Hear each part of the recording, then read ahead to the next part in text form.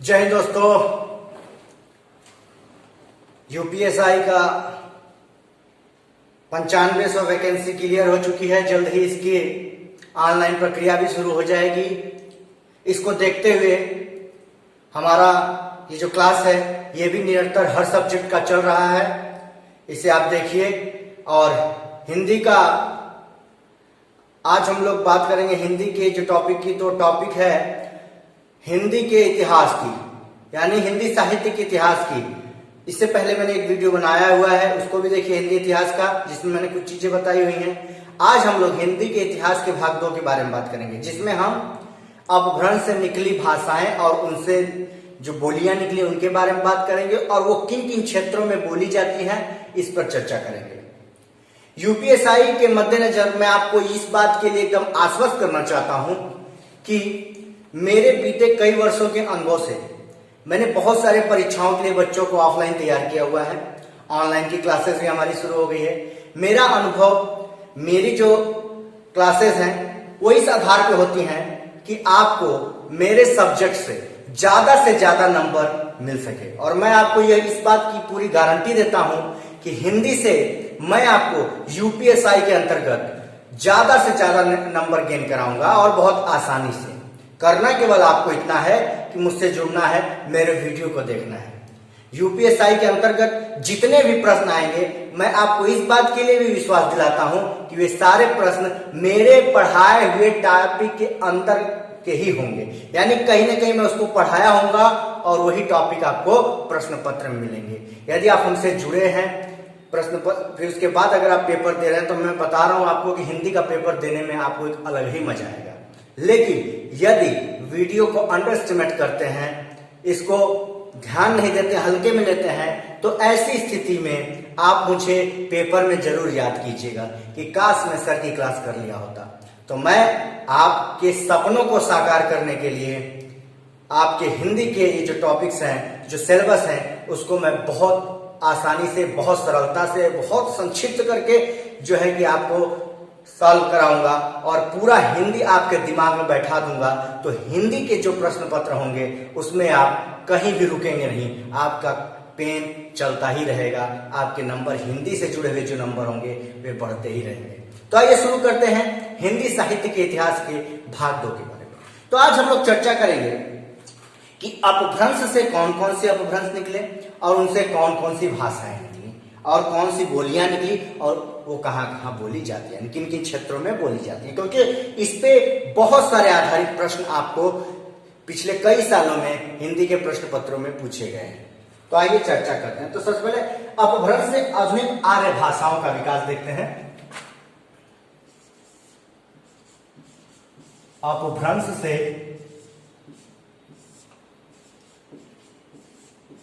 आधुनिक आर्य भाषाओं का विकास।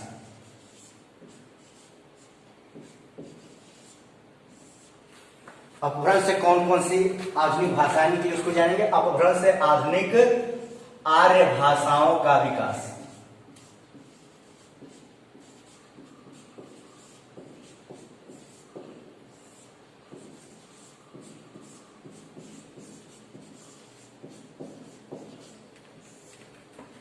अपभ्रंश से आधुनिक आर्य भाषाओं का विकास। अब बात करेंगे हम अपभ्रंश की।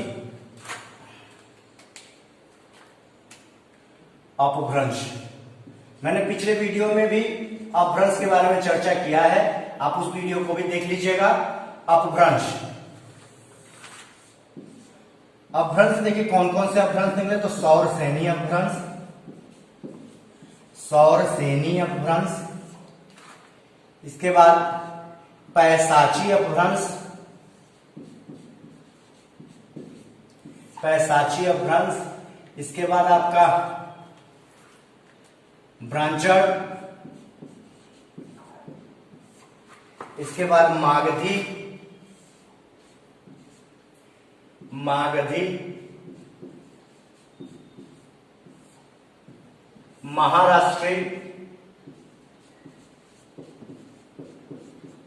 और अर्धमागधी अपभ्रंश, और अर्धमागधी अपभ्रंश।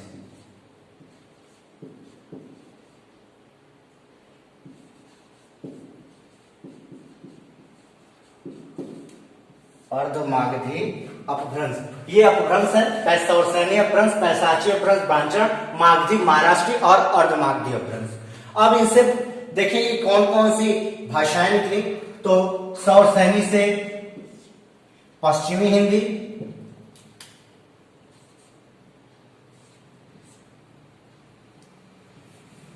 पश्चिमी हिंदी,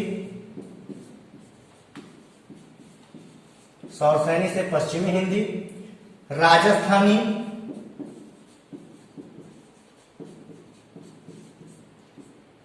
गुजराती और पहाड़ी भाषा,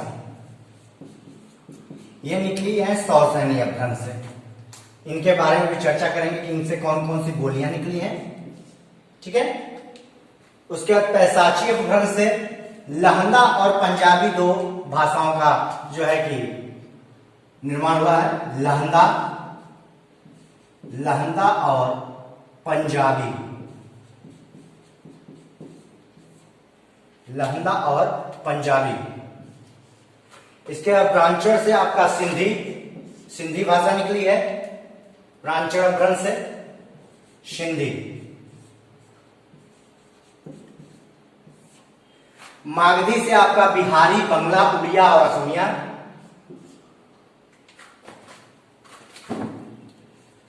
बिहारी, बांग्ला,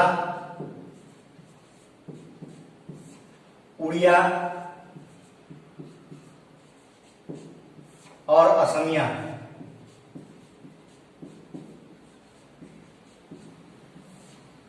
ठीक है, ये इन भाषाओं का जो है कि निर्माण हुआ है। महाराष्ट्र से मराठी भाषा,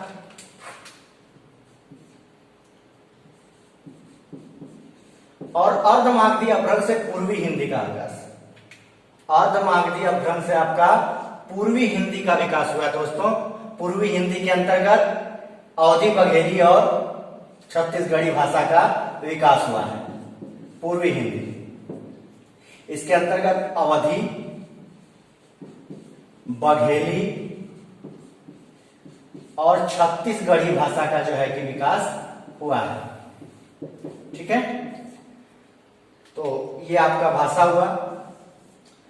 देखिए, इस चीज को मैं बहुत शॉर्ट कर दिया हूं, मैंने आपको फिगर पे ही सबको समझा दिया कि आप किसी किताब से इसको पढ़ते हैं तो इसका बहुत लंबा चौड़ा इतिहास है, लेकिन इसको पढ़ने के बाद आपको किसी किताब का कितना ही मोटा पन्ना हो, सब में यही मिलेगा घूम फिर के। तो मैंने चीज को छोटा कर दिया है, फिगराइज कर दिया है, ताकि आपको आसानी से समझ में आ जाए। यानी जो चीज बड़ी है उसको छोटा करके आपको बता देना। लेकिन मैंने गुणवत्ता में कोई कमी नहीं की है, मैंने बहुत रिसर्च किया है, गुणवत्ता में कोई कमी नहीं की है। यानी जो चीज आपको यूपीएसआई के अंतर्गत चाहिए वे सारी चीजें मैं आपको हिंदी में दूंगा। यानी कोई भी चीज मैं छूटने नहीं दूंगा। आपके 98% मार्क्स आएंगे ही आएंगे। 2% की गारंटी मैं नहीं लेता, क्योंकि 2% कुछ भी हो सकता है। तो 98% मार्क्स लाने के लिए आप मेरे हिंदी चैनल को सब्सक्राइब कीजिए और देखिए, मैं गारंटी देता हूं कि जितना पढ़ाऊंगा उसके अंदर से ही आपके यूपीएसआई के प्रश्न आएंगे। कंधे पे स्टार लगाना है, ये सपना है, इसको साकार करना है। तो आइए हम लोग दोनों मिलकर मेहनत करते हैं और आपके सपने को साकार करते हैं। बात हुई, देख लीजिए, सौरसैनी अपभ्रंश से कौन कौन सी भाषाओं का विकास हुआ। पैसाची से, ब्रांचर से, मागधी, महाराष्ट्र और अर्धमागधी से। तो सौरसैनी अपभ्रंश से पश्चिमी हिंदी, राजस्थानी, गुजराती, पहाड़ी, पैसाची से लहंदा, पंजाबी, और उसके बाद ब्रांचर से सिंधी, मागधी से बिहारी, बंगला, उड़िया और असमिया, महाराष्ट्री से मराठी, और अर्धमागधी से पूर्वी हिंदी का विकास हुआ है, जिसके अंतर्गत अवधी, बघेली और छत्तीसगढ़ी भाषा का विकास हुआ है। अब हम लोग बात करेंगे कि हिंदी की उपभाषाएं, बोलियां और उनके क्षेत्र के बारे में। तो आइए चर्चा करते हैं। देखिए, पश्चिमी क्षेत्र में हिंदी की 5 बोलियां, यानी पश्चिमी हिंदी की जो बोलियां हैं वो है खड़ी बोली, जिसको हम कौरवी भी कहते हैं। खड़ी बोली के बोले जाने वाले क्षेत्र हैं देहरादून, सहारनपुर, मेरठ, बिजनौर, मुरादाबाद, दिल्ली के कुछ भाग, यानी कुछ शहरी भाग, बिजनौर और रामपुर। इन क्षेत्रों में कौरवी बोली जाती है, यानी खड़ी बोली बोली जाती है। ठीक है, उसके बाद ब्रज भाषा। ब्रज भाषा का रीतिकालीन साहित्य में सब लगभग सारी रचनाएं ब्रज भाषा में हुई थी। ठीक है। ब्रज बोली को इसलिए ब्रज भाषा कहा जाता है क्योंकि साहित्य में इसका एक अलग ही स्थान है। ठीक है, तो ब्रज भाषा कहाँ बोली जाती है? आगरा में बोली जाती है, अलीगढ़ में बोली जाती है, मथुरा में बोली जाती है, बदायूं में बोली जाती है, बरेली में बोली जाती है तथा इनके आसपास के क्षेत्रों में बोली जाती है। तो ब्रज भाषा का जो क्षेत्र है वो है ये। ठीक है, आगरा, अलीगढ़, मथुरा, बदायूं और बरेली। बात करेंगे बांगरू, जिसे हरियाणी या हरियाणवी भी कहते हैं। ये दिल्ली के देहाती क्षेत्र में बोली जाती है या फिर हरियाणा में बोली जाती है। बात करेंगे हम बुंदेली भाषा की, तो बुंदेली भाषा बुंदेलखंड के क्षेत्रों में बोली जाती है, जैसे कि झांसी, जालौन, हमीरपुर, ग्वालियर, सिवनी के आसपास के क्षेत्रों में। बात करेंगे कन्नौजी भाषा की, तो पश्चिमी क्षेत्र की हिंदी की बोली में कन्नौजी भाषा का भी एक अलग ही स्थान है, जो कि बोली जाती है इटावा, फर्रुखाबाद, शाहजहांपुर, कानपुर, हरदोई और पीलीभीत में। तो इस चीज को ध्यान दीजिएगा क्योंकि परीक्षा में ये पूछना है कि कौन सी बोली कौन से क्षेत्र में बोली जाती है। इसके एक प्रश्न आपके आने ही आने हैं, ये आप कहीं भी लिख लीजिए। ठीक है, तो और मैं बोलियां आपको बताता हूं। अब मैं आपको बताऊंगा कि पूर्वी क्षेत्र में हिंदी की कितनी बोलियां हैं। पूर्वी क्षेत्र में हिंदी की 3 बोलियां हैं। कौन कौन सी? आपको मैंने पहले बताया हुआ है, अवधी, बघेली और छत्तीसगढ़ी। अवधी जो भाषा है, जो बोली है, वे बोली जाती है लखनऊ, प्रयागराज, फतेहपुर, सीतापुर, रायबरेली, उन्नाव, अयोध्या, गोंडा, बस्ती, बाराबंकी, सुल्तानपुर और प्रतापगढ़। ठीक है, इसमें 2 नाम आपको नए दिख रहे होंगे, प्रयागराज जो पहले इलाहाबाद था और अयोध्या जो पहले फैजाबाद था। ठीक है, इन क्षेत्रों में जो है कि अवधी बोली जाती है। कौन कौन से? लखनऊ, प्रयागराज, फतेहपुर, सीतापुर, रायबरेली, उन्नाव, अयोध्या, गोंडा, बस्ती, बाराबंकी, सुल्तानपुर और प्रतापगढ़ के आसपास के क्षेत्रों में जो है कि अवधी भाषा बोली जाती है। इसके बाद बघेली। बघेली भाषा रीवा, सतना, शहडोल और मैहर के आसपास के क्षेत्रों में बोली जाती है। छत्तीसगढ़ी भाषा ये सरगुजा, कोरबा, बिलासपुर, रायगढ़, खैरागढ़, रायपुर, दुर्ग, राजनांदगांव और कांकेर में बोली जाती है।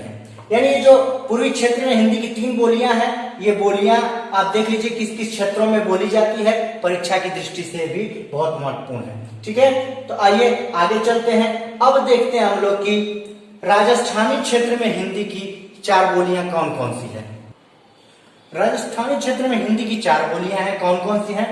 पश्चिमी राजस्थानी, जिसको हम लोग मारवाड़ी कहते हैं, पूर्वी राजस्थानी जिसको जयपुरी या ढूंढाड़ी बोली भी कहते हैं, उत्तरी राजस्थानी जिसको मेवाती कहते हैं और दक्षिणी राजस्थानी जिसको मालवी बोली भी कहते हैं। अब मारवाड़ी यानी पश्चिमी राजस्थानी कहाँ बोली जाती है? तो पश्चिमी राजस्थानी जोधपुर, मेवाड़, सिरोही, जैसलमेर, बीकानेर और उसके आसपास के क्षेत्रों में बोली जाती है। पूर्वी राजस्थानी या जयपुरी या ढूंढाड़ी जिसको कहते हैं हम, ये जयपुर में, अजमेर में, किशनगढ़ में और उसके आसपास के क्षेत्रों में बोली जाती है।